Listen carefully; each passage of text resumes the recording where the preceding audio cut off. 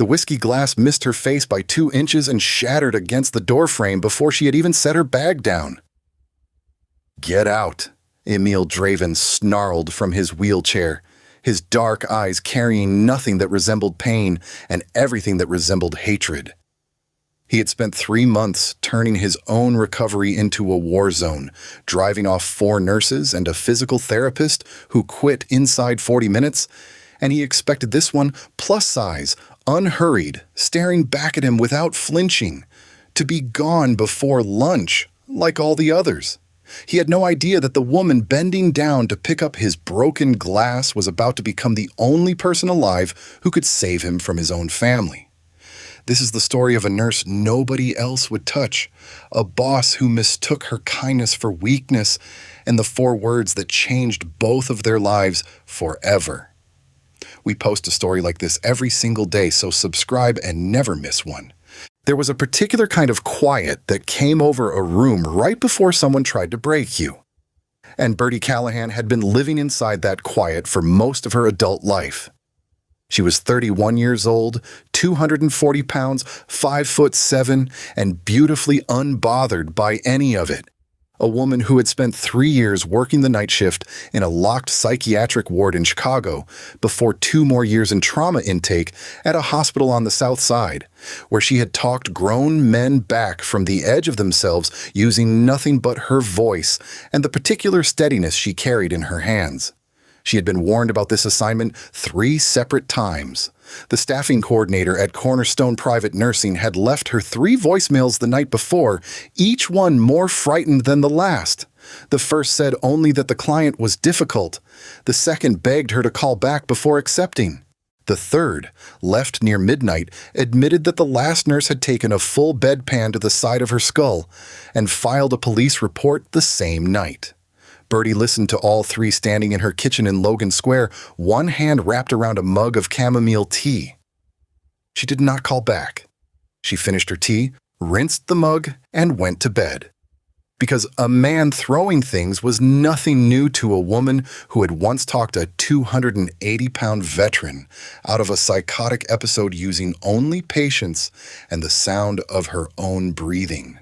The drive out to the North Shore the next morning took nearly an hour, her 12-year-old Corolla rattling along Lake Shore Drive with a heater that worked only when it felt like cooperating, while she reread the intake file she had printed the night before.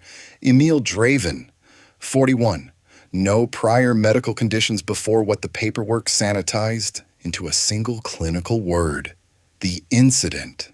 A sniper's bullet fired during an ambush outside a restaurant meeting 3 months earlier had struck his 3rd thoracic vertebra and left him permanently paralyzed from the waist down. Surgery had stabilized him. 6 weeks of hospital recovery had followed.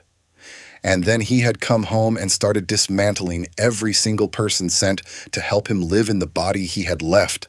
4 nurses gone in 11 weeks, a physical therapist who had lasted less than an hour, a pain management specialist who had reportedly called the agency from his own car in the driveway, refusing to go back inside. In the margin of the last page of the file, someone had written in small, shaky handwriting that he would try to break her, that most people let him. Bertie read that line 3 times and circled it, not because it frightened her, but because it was the most honest sentence in the whole file. And honesty was something she had learned to respect wherever she found it, even scrawled in the margins of a stranger's fear. The estate sat behind iron gates and a long gravel drive on a bluff above the lake, stone walls and manicured grounds and security cameras at every corner. The kind of place real estate listings called commanding, and everyone else called what it actually was. 3 men stood near the entrance when she parked her rattling old Corolla beside 2 black Mercedes sedans that made her car look like it belonged to a different decade entirely. The one nearest the door, wide-shouldered, gray at the temples, gave her the long, up-and-down look she had absorbed 1,000 times before, a look she had trained herself to let pass through her like wind through a screen. "ID," he said. She handed over her license, her agency credentials, and her personal identification without waiting to be asked which one he wanted. He checked all three, returned them without comment, and stepped aside. Inside, a small silver-haired housekeeper named Nadia met her in the entrance hall, her accent faintly Eastern European, her hands clasped in the posture of someone permanently braced for the next bad thing. "He did not sleep," Nadia said quietly as they walked toward the bedroom. "He refused his medication again. He has not touched breakfast." "Does he talk to you?" Bertie asked. Nadia considered the question a long moment. "He gives orders," she said. "I do not think he knows he is doing it. He is used to being obeyed." "And the last nurse?" Bertie asked. Nadia's mouth pressed into a thin line. "She tried to adjust his bed without asking," she said, and then she caught herself before saying what he'd done next. "He is not a bad man. I have known this family 20 years. He is terrified," Bertie said quietly, and something shifted behind the older woman's eyes. "Yes," Nadia said after a moment. "Yes, exactly that." She knocked 3 times. Silence answered her, and then a voice, low and rough with disuse, told her to leave the tray outside. She opened the door anyway, because she had learned in the psychiatric ward that the first 30 seconds with a frightened, furious person decided whether the next hour became a conversation or a crisis, and she had a plan for those 30 seconds. What she had not planned for was the glass. It came from across the room with an accuracy that, despite everything, she had to privately respect, and it shattered against the doorframe inches from her face, close enough that she felt the spray of it against her cheek. She did not move. Emil Draven sat in his wheelchair by the window, positioned there by his own effort, the strain of that effort still visible in the rigid set of his shoulders. He had not shaved in days. He was objectively a striking man, dark eyes and a hard jaw, and the kind of bone structure that photographers built careers around, and he was also furious and in pain, and looking at her like he expected her to already be gone. "Are you deaf?" he said, "or just slow?" Bertie set her bags down slowly and began picking the broken glass up off the floor, one piece at a time, without hurrying and without looking at him. "I heard you," she said finally. "You asked if I was deaf or slow. I'm neither." She dropped the last shard into the little bin by the door that someone had clearly placed there for exactly this purpose. "Though I'd switch to plastic cups if you plan on keeping this up. Glass that size can open a vein, and then you'd need a different kind of nurse than the one currently offering to open your curtains." "Who sent you?" he demanded. "Cornerstone Private Nursing," she said. "Bertie Callahan. I'll be your primary nurse, 7 days on and 2 off, with a backup covering those 2 days." She crossed to the far window, the one with the curtain still drawn, and rested her hand against the fabric. "Do you mind if I open this? The light helps regulate sleep, and I'm told you haven't gotten much." "Don't touch anything," he snapped. She stopped, hand still on the curtain, and turned to look at him directly. "That's your choice," she said. "And I won't open it if you don't want me to, but I'm going to tell you what I plan to do and what I need from you. And we'll decide together how this works. That's how I operate. I don't do things to people. I do them with people." He studied her the way difficult patients always studied her, searching for the crack where the professional mask would slip. "You're bigger than the last one," he said, choosing the word with the deliberate cruelty of a man who knew exactly which blade would cut deepest. She felt it land the way she always felt it, sharp and small between the ribs, and she let herself feel it without letting it show on her face. "Yes," she said simply. "I am. And that's actually relevant to your care because your last nurse weighed about 130 pounds and couldn't safely support a transfer with a man your size, which made every single lift a fall risk. I weigh 240 pounds, and I've moved patients bigger than you for 6 years without one transfer injury. So yes, my size matters. It's an asset, not a liability, and I'd appreciate it if you filed that away instead of throwing it at me like an insult." Something moved through his expression that she could not immediately name, not admiration, not amusement. Something closer to the look of a man who had braced for a fight and found none waiting for him. The morning ground on without becoming a crisis and without becoming easy either. The particular friction of a man who had decided cooperation was surrender. He refused his medication outright, turning his face to the window without a word. She documented it, asked once if he wanted to talk about why, got no answer, and moved on. She reorganized his medication tray into something more logical. She quietly moved his phone charger from across the room to the table beside his chair. "What are you doing?" he asked. "Making the room more functional," she said. "You didn't ask me to." "You didn't ask me not to either," she said, "and that charger being across the room is a fall risk every time you wheel over there at night in low light." "How did you know I go over there at night?" he said, something wary entering his voice. "The wheel tracks on the floor," she said. "The rubber leaves marks when you turn sharp, and there's a clear path from here to there that's been worn in more than once." "Stop noticing things," he said. "That's my job," she said. "I'm afraid I can't stop doing it." At noon, she ate her own lunch, a sandwich, and an apple at the small desk in the corner of his room, because she had not yet decided it was safe to leave him unattended. "You're eating in here," he said with an expression that bordered on offended. "I don't know your full pain pattern yet," she said. "And you refused this morning's medication, which means your pain is unmanaged, which means your fall risk is elevated if you attempt a transfer alone. When I know you better, I'll take my break somewhere else." "You're watching me," he said. "I'm doing my job," she said. "Sometimes that's the same thing." By the fourth day, the silence between them had lost its edge, and by the fifth day she made what felt, in the moment, like a mistake. Reviewing the full chart rather than just her own notes, she found weeks of gaps in his physical therapy documentation, critical stretching protocols abandoned after his last therapist quit. She brought it up directly, the way she brought up everything, and told him she wanted to start the passive range of motion work that morning. He went rigid in a way that had nothing to do with his spine. "No," he said. "I don't need a reason," she told him, "but I'm asking anyway because I want to understand what's actually happening so I can do this better." The silence that followed was the longest one yet. "The last nurse who tried that," he said finally, without turning around, "couldn't hold my leg properly. My heel hit the bed rail." "Did it break skin?" Bertie asked quietly.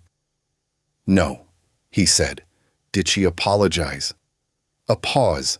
She panicked, cried, called someone on the phone. They sent a car to check on her in the parking lot. Nobody checked on me. Bertie let that sit in the room without rushing to fix it. "That was wrong," she said finally, just those 3 words, and he said nothing else that morning, but the next day, quietly, almost under his breath, he said tomorrow. The session the following morning took 23 minutes. She narrated every movement before she made it, not because he needed the warning, but because it gave him something to hold on to in a body that had already taken so much from him without asking. When it was finished, he said, very low, "You didn't drop me." "No," she agreed. "I didn't." It was the first thing he had said to her in 6 days that was not an order or an insult, and she filed it away in the private place where she kept the things that looked like nothing and meant everything. By the 8th day, she caught him watching her the way a person watches something they don't yet have a name for.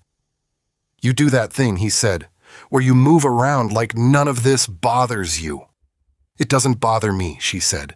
"This is my job, and I happen to think it matters. Does that seem strange?" "Most people in your position would have quit by now," he said. "Most people in your position," she said carefully, "would have stopped fighting by now. So I think we're both a little unusual." He turned back to the window, and in the reflection of the glass she thought she saw, for one unguarded second, the outline of a different man entirely. One who had not yet learned to expect only cruelty from the people who walked through his door. That was the day, she would think later, that something shifted between them without either of them agreeing to it out loud, small and unmeasured, like the first degree of movement in something that had been locked shut for a long time.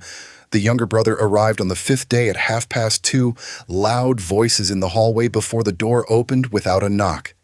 Cassius Draven had Emil's coloring and Emil's jaw, But where his brother carried his weight in stillness, Cassius moved with the loose, easy confidence of a man who had never once had to work for a room's attention. Two men in dark suits folded in behind him and took up position by the door, present without being noticed, the way trained men always were. "Emmy," Cassius said, and the childhood nickname landed in the room like something slightly wrong, too familiar under the surface of it. "You look terrible." "You look like you're wasting my afternoon," Emil said, his voice tightening. "I'm in the middle of a clinical assessment," Bertie said, standing. Cassius looked at her the way the man at the gate had, the immediate dismissive sweep. "Who are you?" "Bertie Callahan, primary nurse. Visitors wait in the front room." The silence that followed was the specific kind that happens when everyone in it is calculating something different. "Since when does staff speak first?" Cassius said, still smiling. "Since I walked in the door," Bertie said pleasantly. "I'll have someone bring you coffee while you wait." "Call off your nurse," Cassius said to his brother. "Softer now."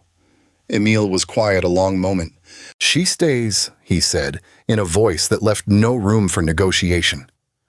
Cassius looked at his brother with an expression that was almost nothing, and therefore everything. "Fine," he said, and left, his men folding out behind him like a tide going back out.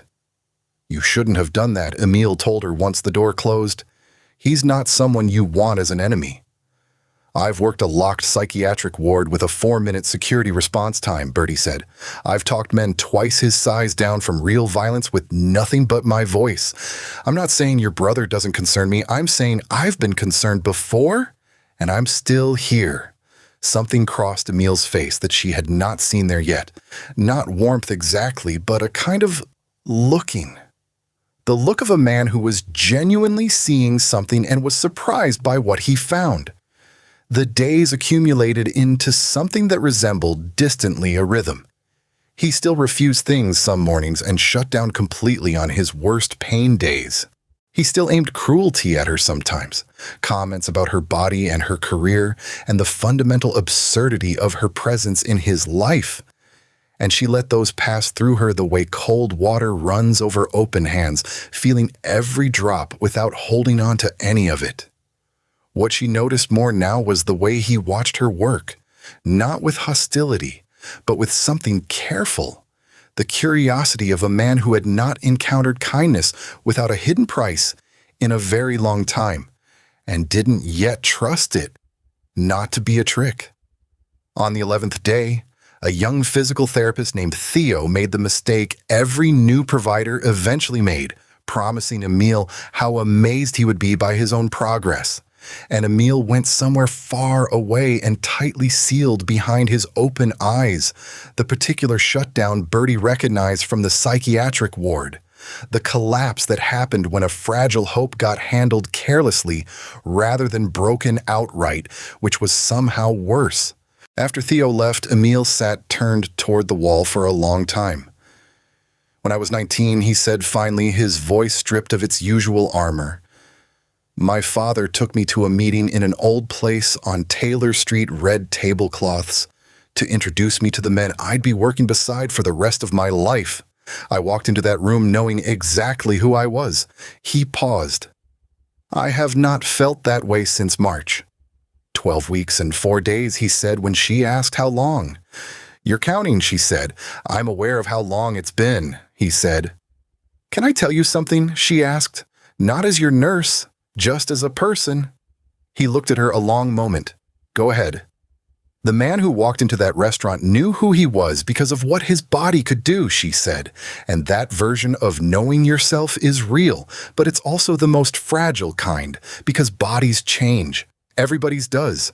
And what I've watched you do in 12 weeks and 4 days is drive away every person who tried to help you, manage most of your pain without medication because you refuse to feel like you need it, dress yourself when most people in your condition would have accepted help by now, and move your own wheelchair to that window every single morning before I even arrive. That's not a man who's lost who he is," she said. "That's a man who's furious that the evidence of who he is looks different than it used to. He was very still. And then he looked away, not in the old hostile way, but in the way of someone who needed to look away because the alternative was showing something he wasn't ready to show yet. "You talk too much," he said. "I've been told," she said, and then he made a low, quickly suppressed sound that had, in some previous life, been the beginning of a laugh. And she said nothing about it at all, because some things disappeared the moment you named them too soon. It was on the 16th day, gray and heavy over the lake, that she found the discrepancy. The weekly medication audit was routine, part of her standard protocol, and she checked each bottle's dosage against the physician's original signed orders, the way she checked everything thoroughly.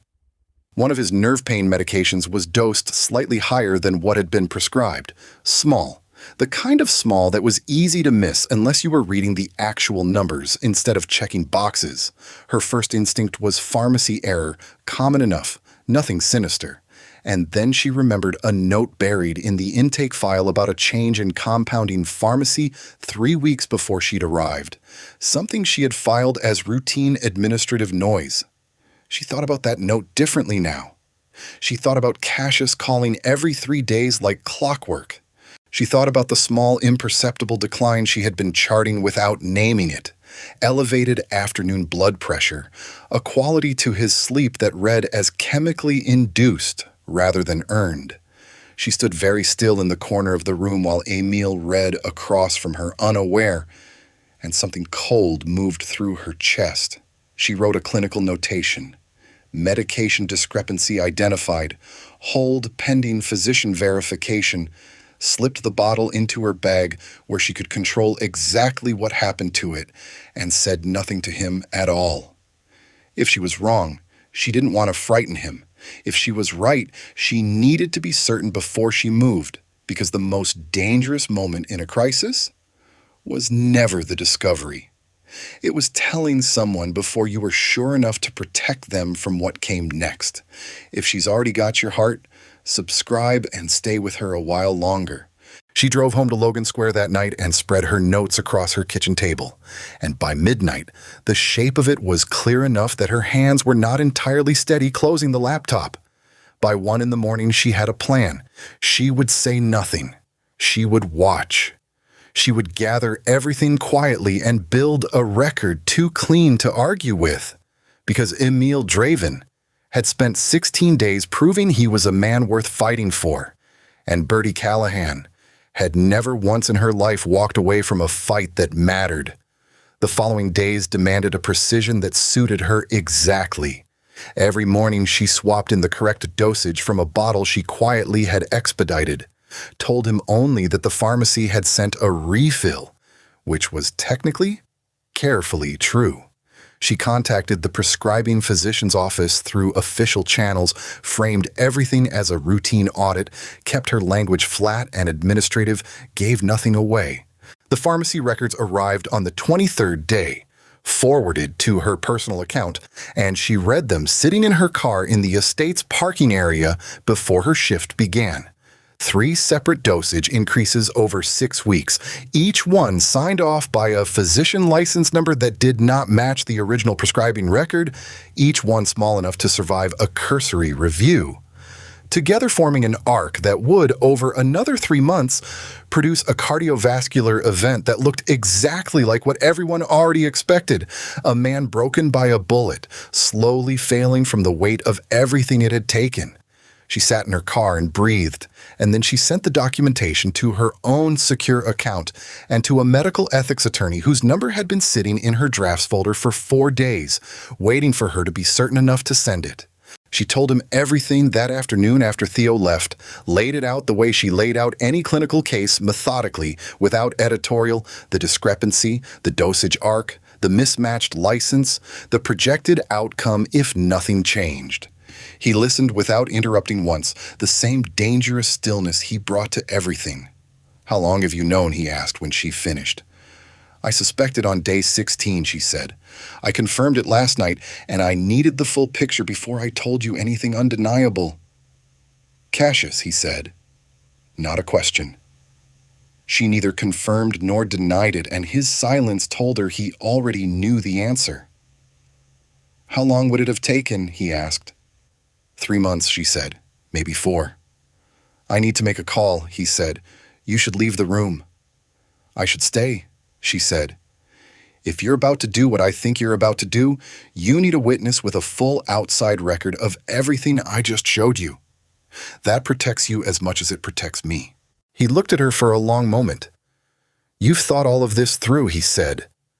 I've been thinking about it for a week, she told him, and something moved through his face too layered and too fast for her to fully catalog. But underneath all of it, she recognized the one clear thing. He trusted her, not because she had proven herself medically, not even because of the way his hand had covered hers, but because for 23 days she had chosen his safety over everything that would have been easier. Stay, he said. And she stayed while he made the call in low, rapid Italian she didn't understand, but whose architecture she recognized completely. The controlled fury of a man who had just remembered exactly who he was. 3 days, he told her when he hung up, to set the trap. What she was asking of him, he understood immediately, was the most demanding performance of a life built almost entirely out of control. He needed Cassius to believe nothing had changed, that the decline was continuing on schedule, and Bertie needed to document it convincingly without ever crossing into outright falsification, a line she would not cross even for him. She featured the readings that could be read as decline and contextualized the ones that showed real improvement into ambiguity, walking the blade's width between honesty and framing with all the precision 6 years of clinical documentation had given her. Emil, for his part, performed fading with the same total focus he brought to everything else. His voice slower on the phone with his brother, his answers less certain, while underneath it he had never been sharper or stronger since the day she'd arrived. He's asking about the readings, Emil told her after one call. I told him I was tired, that the afternoon had been difficult.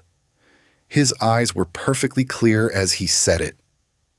He sounded pleased, Emil said. He's coming. Sooner than usual. He'll want to see it for himself. The message arrived on his phone at nearly 10 at night on the 26th day, and she happened to be standing at the angle to see it before the screen dimmed. 2 words. Tonight. Storm. He's coming tonight, Emil said. Are you frightened? He asked her. And it wasn't a test this time. It was a real question from a man who genuinely wanted to know the answer mattered to him. Yes, she said honestly, but not enough to leave. You should go home, he said. My men will handle it. Your men weren't the ones who found the discrepancy, she said. Your men aren't the ones Cassius thinks are irrelevant. I am. And that's the only advantage I have left, and I'm not wasting it. He held her gaze a long moment. I need you to know, he said slowly, if anything happens tonight. Nothing is going to happen, she said, with the same flat certainty she used every time she walked into a room she wasn't sure about, and came out the other side, because we're not going to let it.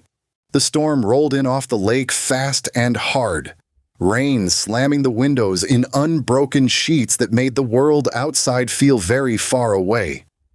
She had positioned herself near enough to be useful, and far enough from the door to buy herself a fraction of a second if she needed it. She knew where the concealed pistol was, tucked beneath the mattress edge. Emil had shown her the day before plainly, without drama, a practical disclosure between 2 people who trusted each other with the truth. She had not touched it and had no intention of touching it. What she had instead was 26 days of documented vitals, a full evidence trail filed with an outside attorney, and 6 years of experience handling people who had already decided violence was their best remaining option. The cars arrived at 11:47 with no headlights, confirming everything about what Cassius intended for the night. The bedroom door opened at 11:52. Cassius walked in first, 2 men behind him she hadn't seen before carrying a case between them with a professional efficiency that made her spine go cold. Nurse, Cassius said pleasantly. It's late. You should go home. I'm on a night monitoring schedule, she said, not moving. Mr. Draven's afternoon readings were concerning. I'm staying for observation. I'd prefer privacy, Cassius said. I understand, she said, but my patient's condition requires continuous observation at this hour. I'm sure you understand medical protocol. The two men with the case shifted toward the bed, and she stepped directly into the path of the one on the left, placing her full weight and her full stance between him and Emil. I need you to stop, she told him, with no uncertainty in it at all. He reached out to move her aside, and 3 years of restraint training in a locked psychiatric ward answered for her before fear had the chance to. She used his own momentum against him, the way she had been trained, and he went sideways and down, not dramatically, but completely. In the 2 seconds that took, she had already repositioned, so her back was against the bed rail, both men in front of her, Emil at her back. Cassius snapped something sharp in Italian. The second man started toward her, and she braced, and then she heard it. The bed moving behind her, the specific sound of a man rising, not with the slow managed effort of daily routine, but with the full, controlled force of 3 days spent building toward exactly this moment. Cassius, Emil said, and his voice filled the room the way it must have filled rooms for 20 years before a bullet ever touched him, absolute final, carrying the entire weight of who he actually was. Everyone went still. The gun in his hand was small and calm, the way dangerous things are when they're held by someone who genuinely knows how to use them. The door opened, and 3 of his loyal men came through it, led by the wide-shouldered one who had checked her ID on the very first day, and now looked like exactly what he had always been underneath the suit. Cassius looked at his brother for a long moment, and then he looked at Bertie, and she held his gaze without flinching, watching him understand, too late, exactly what he had failed to calculate from the beginning.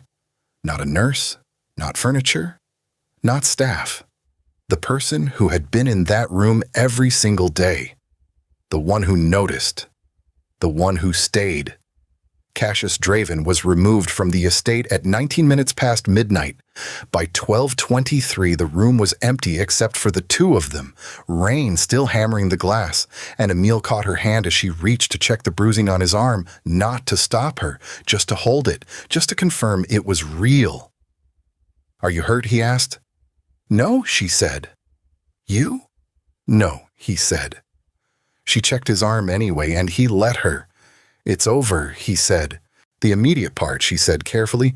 "There's more, always the pharmacy, the physician, all of it needs to be handled externally before your organization touches it or it becomes a liability. You already filed it externally," he said. 3 days ago, she told him. "Before you told me. I needed you protected no matter how tonight went." He was quiet a long time, and then he said her name the way he'd said it before, but heavier now. "I need to ask you something," he said. "After this, when you're no longer my nurse in any clinical sense," he paused, choosing each word the way she'd come to understand was his truest form of honesty. "I would like you to stay. Not as staff. As whatever comes after this. Whatever that turns out to be, I want you here. I want you." She thought about the 3 frightened voicemails that had brought her to this house, about 3 years in a psychiatric ward, and 6 years of fighting for people who sometimes fought her right back, about the morning she'd knelt down to pick up broken glass and opened his curtains and told him her size was exactly why she belonged in that room. She had been right about all of it. "Okay," she said. Just that word, the same one she'd given him the day he told her she was the only person allowed to touch him. Simple. Plain. True. What came after was not simple because nothing real ever is, but it was true, which mattered more. The weeks that followed built their own rhythm, different from the first, but built together carefully, the way anything worth having has to be built. Bertie renegotiated her contract with the agency, not because the terms demanded it, but because she was a woman who kept things clean even when her heart was no longer strictly professional about the arrangement. His rehabilitation moved faster once the psychological weight of a hidden war lifted off him, because he was no longer fighting treatment as a proxy for fighting his situation. He was finally using it as a tool, with the same relentless focus he brought to everything. He told her weeks later about the restaurant on Taylor Street in full, about the exact second the bullet had changed the shape of his life. About the first moment in the hospital, he understood what permanent actually meant, and she simply listened all the way through the way almost no one had ever listened to him before. "Thank you," she said when he finished. "For what?" he asked. "For telling me," she said. "You're the first person I've told any of that to," he admitted. "I know," she said. "How?" he asked. "Because I know how you carry things," she said, and this one was heavy enough that I could see it from across the room. He looked at her a long moment, and then for the first time since she'd met him, he smiled. Not the almost smile of the early weeks, but the real thing. Small and unguarded, the smile of a man surprised to find he still remembered how. Weeks later, his mother and sister Dahlia came to the estate for the first time since the shooting, having been kept away for months by men who answered his phones and turned them back at the gate. Bertie stayed in the kitchen with Nadia that whole visit out of deliberate respect, and afterward Dahlia found her there and said quietly, "He told us you were the reason he finally called. He said you taught him that hiding wasn't the same thing as protecting himself."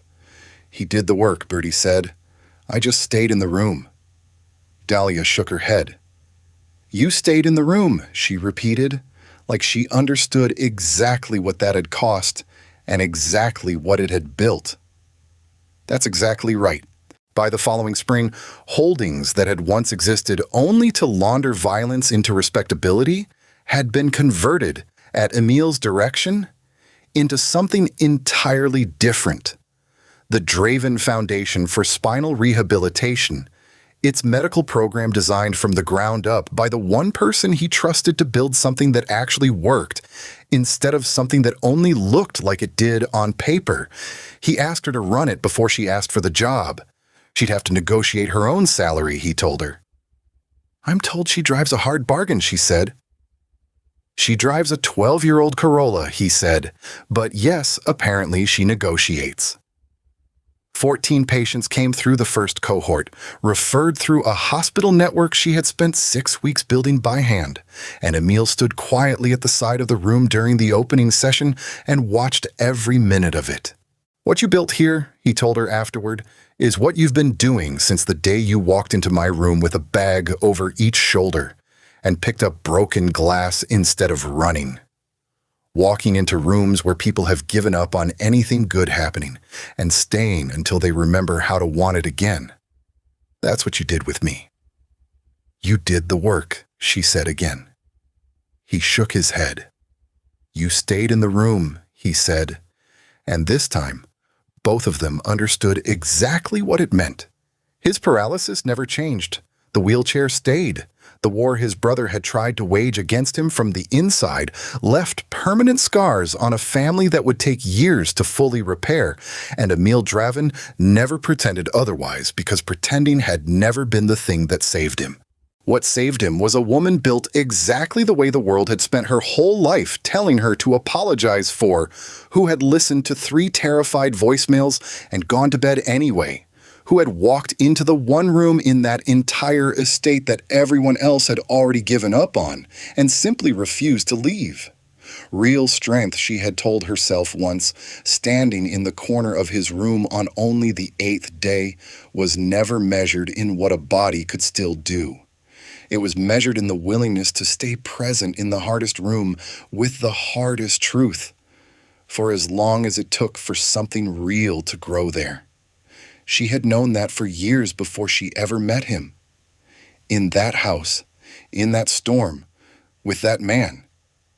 She had finally found someone who believed it too, and that, in the end, was more than enough. Subscribe now, because a story exactly like this one is waiting for you tomorrow night.